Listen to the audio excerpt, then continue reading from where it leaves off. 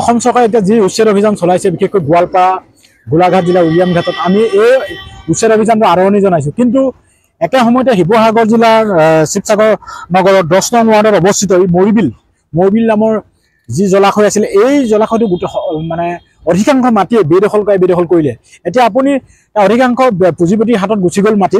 আৰু আচৰিত কথা আপোনাৰ এই মাটিৰ দাগ নম্বৰ হৈছে 4625 নং দাগৰ মাটি। আৰু এই আৰটিআই তথ্যত প্ৰকাশ আপোনাৰ ৰেভিনিউ চাৰ্কল অফিচাৰে দিছে 58জন বেদখলকাৰী তাত বেদখল কৰি আছে। আৰু আচৰিত কথা তেওঁলোকে আৰটিআই আমাক দিছে বা দাখিল কৰিছে। তেওঁলোকে বিষয়টো ভালদৰে জানে, কিন্তু আজি পৰ্যন্ত কোনো একশ্যন লোৱা নাই, কোনো উচ্ছেদৰ কাৰণে কোনো ব্যৱস্থা গ্ৰহণ কৰা নাই। আৰু আমি এইখিনিতে এটা কথা কওঁ যে এই যিটো চৰকাৰী যিবিলাক মণ্ডলেই হওক বা ৰেভিনিউ চাৰ্কল অফিচাৰে হওক মহকাপি চলা কৰি আছিলে, ইয়াত এটা ডাঙৰ নেক্সাছ আছে, মধ্যভূত দালাল আছে।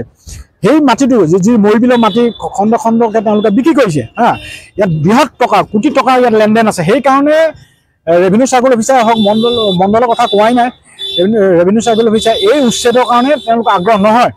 বৰ্তমান যি আছে মই এইজনৰ কথা কোৱা নাই, কিন্তু পূৰ্বৰ যিসকল ৰেভিনিউ চাৰ্কল অফিচাৰ থাকোঁতে এইখিনি মাটি বেদখল কৰিবলৈ পালে তেওঁলোকে কি ঘোঁৰা ঘাচ কাটি আছিলে তেওঁলোকে বিষয়টো ভালদৰে জানে।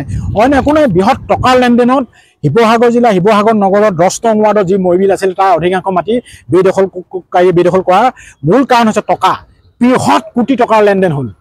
এতিয়া আপুনি আচৰিত খাব, আপুনি যিখিনি মানুহ একঠা মাটিৰ কাৰণে আজি নদীৰ মথাউৰিৰ কাষত আপোনাৰ বহি আছে, তেওঁলোকৰ মাটি নাই, ভূমিহীন, সেইসকলক মাটি দিব নোৱাৰে। কিন্তু মৰিবিলত যিসকল মানুহে বেদখল কৰি আছে তেওঁলোকৰ আত্মালিকা দেখি আচৰিত খাব।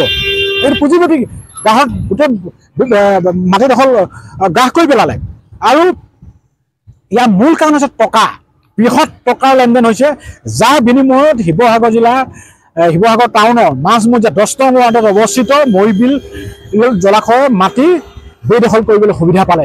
আমি এই বিষয়টো প্ৰথমে জিলা প্ৰশাসনৰ তদন্তত দাবী জনাইছোঁ। তদন্ত এইকাৰণে দাবী জনাইছোঁ কাৰণ জিলা আপোনাৰ ৰেভিনিউ চাৰ্কল অফিচাৰে আমাক আৰটিআই দিছে 58জনে ইয়াত বেদখল কৰি আছে বুলি তেওঁৱে কৈছে, কিন্তু তেওঁলোকে জানি শুনো কিয় একশ্যন লোৱা নাই আৰু ইয়াৰ অৰ্থ কি, নীৰৱ ভূমিকা লোৱাৰ অৰ্থ কি, সেইকাৰণে তদন্ত হওক।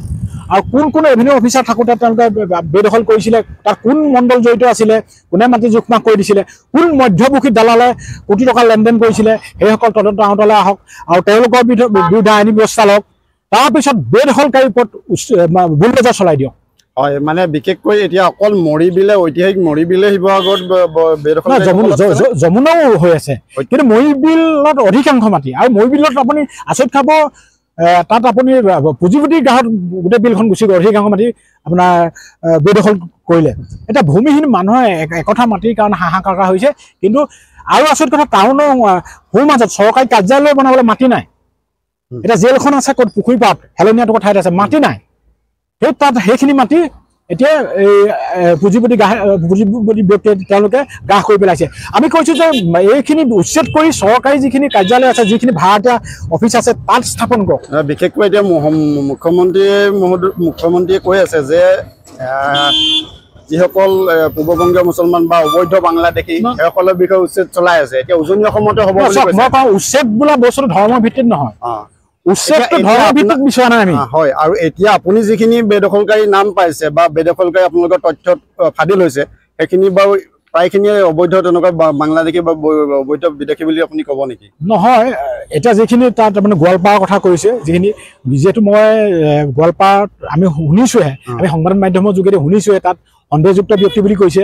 আমি কিমান শতাংশ তাত সন্দেহযুক্ত ব্যক্তি কি কথা আমি এতিয়া চাৰ্টিফিকেট দিব নোৱাৰোঁ, কাৰণ মই মানে আমি জেগালৈ যোৱা নাই, স্পটত আমি মাত্ৰ সংবাদ মাধ্যমৰ জৰিয়তে গম পাইছোঁ। এতিয়া উলিয়ামঘাটত কিন্তু তেনেকুৱা কিমান পাৰ্চেণ্টেজ তাত সন্দেহযুক্ত ব্যক্তি গম নাপাওঁ। কিন্তু এটা কথা ঠিক, চৰকাৰী ভূমি বেদখল কৰাকাৰীৰ ওপৰত যদি উচ্ছেদ অভিযান চলাইছে বা বুলডোজাৰ বা JCB চলাইছে, এইটো আদৰণীয়।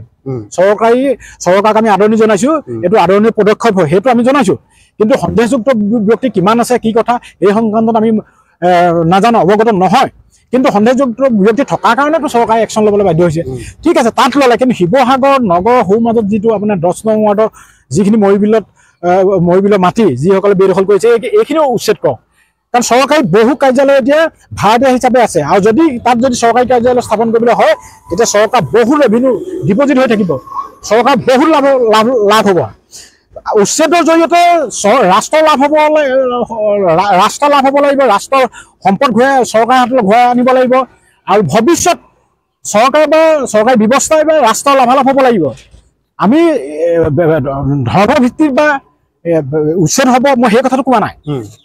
আৰু সন্দেহজনক যদি ব্যক্তি আছে তৎকালীনভাৱে এওঁলোকক উচ্ছেদ কৰি লগালগ বৰ্ডাৰ বাহিৰ কৰাই দিয়ক, আপোনাৰ বাংলাদেশ বাহিৰ কৰাই দিয়ক যদি আছে। কিন্তু শিৱসাগৰ নগৰ আমি আকৌ পুনৰ কৈছোঁ যে শিৱসাগৰ নগৰৰ 10 নং ৱাৰ্ডত যিখিনি মৰি বিলত বেদখলকাৰীয়ে বেদখল কৰি আছে, শীঘ্ৰে তেওঁলোকৰ উচ্ছেদ কৰক, শীঘ্ৰে বুলডেজাৰ চলক, শীঘ্ৰে তেওঁলোকে JCB লওক ইয়াত। তেতিয়া চৰকাৰ তেতিয়া অসমৰ জনগণে গম পাব বা শিৱসাগৰবাসীয়ে গম পাব যে হয় নিৰপেক্ষভাৱে এই যিটো উচ্ছেদ অভিযান চলাইছে নিৰপেক্ষভাৱে কৰিছে, সেইটো গম পাব। আৰু একপক্ষ এতিয়া যিটো আপুনি যিটো কৈছে সন্দেহযুক্ত নাগৰিকৰ কথা কৈ আছে, বিশেষ এটা ধৰ্মৰ কথা আপুনি ক'বলৈ গৈ আছে, আমি সেইটো সেই উচ্ছেদটো আমি বিচৰা নাই। প্ৰকৃত যদি সন্দেহযুক্ত হয়, প্ৰকৃত যদি বাংলাদেশী